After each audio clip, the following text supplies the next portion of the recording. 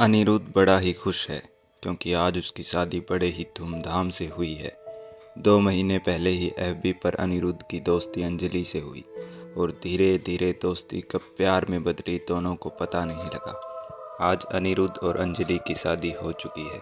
अनिरुद्ध सुहागरात मनाने के लिए बहुत उत्सुक है। अपने दोस्तों से छिप-छिपाकर अनिरुद्ध अपने कमरे तक पहुंचा और दरवाज़ा खोलकर जैसे ही कमरे में घुसा तो इत्र की खुशबू के साथ कमरे की सजावट ने अनिरुद्ध का दिल छू लिया और फूलों से सजे बिस्तर पर घूंघट करके बैठी अनिरुद्ध की दुल्हन अंजलि उसको उसकी सीमाएं लांघने के लिए उकसा रही थी। अनिरुद्ध धीरे धीरे बढ़ा बिस्तर की तरफ और बिस्तर पर बैठकर अपने हसीन ख्वाबों के साथ अनिरुद्ध ने अपनी दुल्हन का घूंघट उठाया और घूंघट उठाते ही अनिरुद्ध चीख पड़ा। दुल्हन के जोड़े में बैठी उस औरत की आंखों की जगह काले गड्ढे कटे फटे गाल देखकर अनिरुद्ध का सर चकराने लगा था।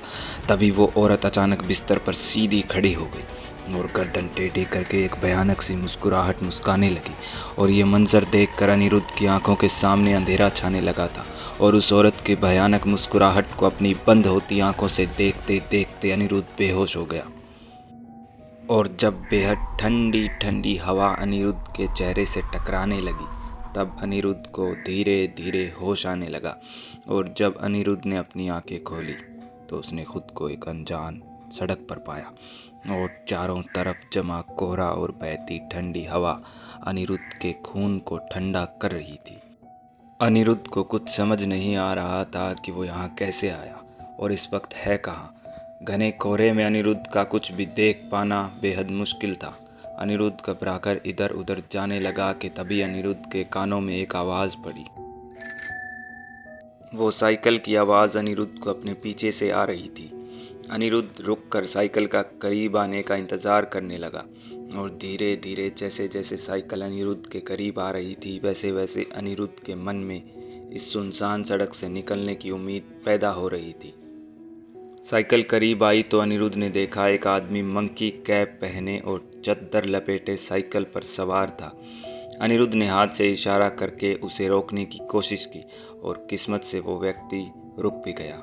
उसके रुकते ही अनिरुद्ध ने उससे पूछा, ये कौन सी जगह है भाई साहब? तो इस पर उस आदमी ने अनिरुद्ध को गौर से देखते हुए कहा, साहब ये रास्ता आगे गांव वर्धा की ओर जाता है। आप इस वक्त यहाँ अकेले मत घूमिए, ये रास्ता ठीक नहीं। अनिरुद्ध ने ठंड में सांस भरते हुए उस व्यक्ति से कहा, जी मैं रास्ता भटक गया हूँ, क्या आप मुझे आगे गांव तक छोड़ देंगे? उस व्यक्ति ने कहा, जी क्यों नहीं, बैठिए ना। और अनिरुद्ध साइकिल पर पीछे बैठ गया और वो व्यक्ति गाना गुनगुनाता हुआ साइकिल चलाए जा रहा था। दोनों को चले थोड़ा ही वक्त हुआ था तब उस साइकिल चला रहे व्यक्ति ने अनिरुद्ध से कहा, साहब शादी कैसी रही आपकी? अनिरुद्ध ने हकलाते हुए पूछा, आपको कैसे पता? मेरी शादी अभी अभी हुई है। उस व्यक्ति ने कहा, अरे घबराइए मत साहब, आपके कपड़ों से मैंने अंदाज़ा लगाया।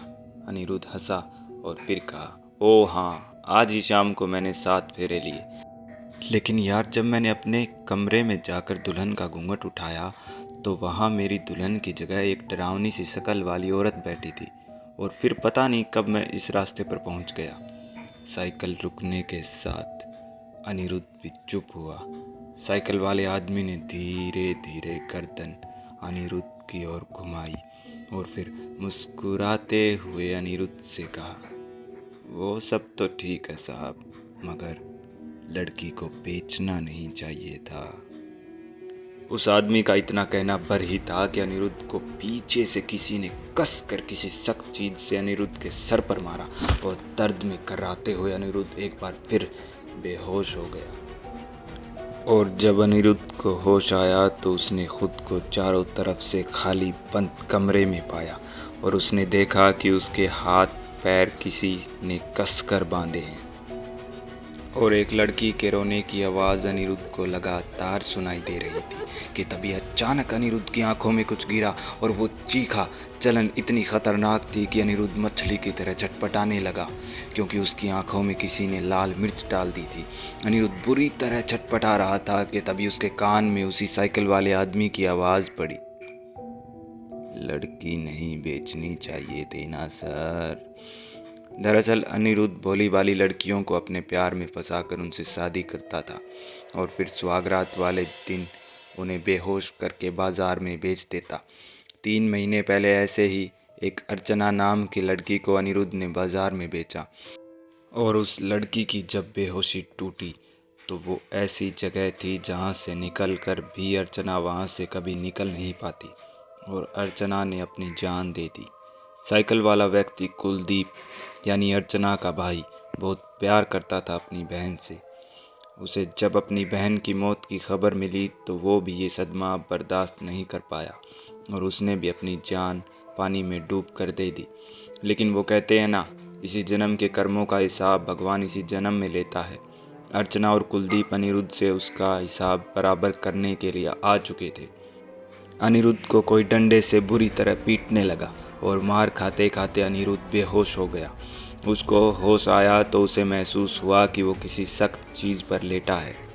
अनिरुद्ध अपनी आंखें तो खो ही चुका था और एक कुल्हाड़ी चली, अनिरुद्ध का एक हाथ भी गया। दूसरी कुल्हाड़ी चली और दूसरा हाथ भी गया।